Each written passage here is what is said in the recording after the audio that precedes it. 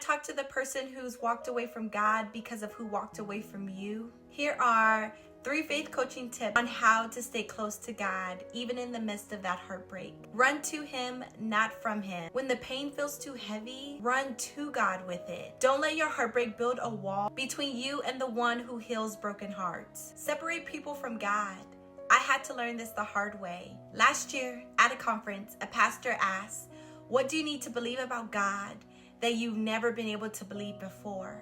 And in that moment of intercession with God, God revealed to me that I had been projecting my past hurts, abandonment, rejection, loss, and pain onto Him. I had become a control freak because it felt safer in my hands than the hands of the other people who have hurt me. And therefore, I started to project that feeling of control onto my relationship with God. I wasn't able to completely surrender because I didn't feel safe to. But God had to remind me that He is perfect in all of His ways.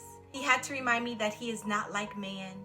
He will not hurt me nor forsake me, nor abandon me. Sis, separate people from God. People are flawed. God is not. Don't confuse the mistakes of others with the love and faithfulness of God. Let God comfort you. I know this can be hard, especially when you're going through trauma and triggers. But just like a parent does for a child after they have scratched and injured themselves on the bike, God wants to meet you there to help bandage up your wounds. Sit with Him. Pray through the tears. Let His presence fill the empty spaces, people left behind.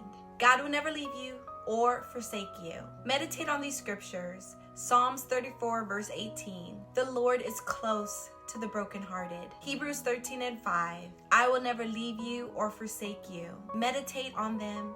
Allow them to take root in your heart, and use these scriptures whenever you feel yourself pulling away from God in His presence. Remember, sis, let God be your refuge, not your last resort.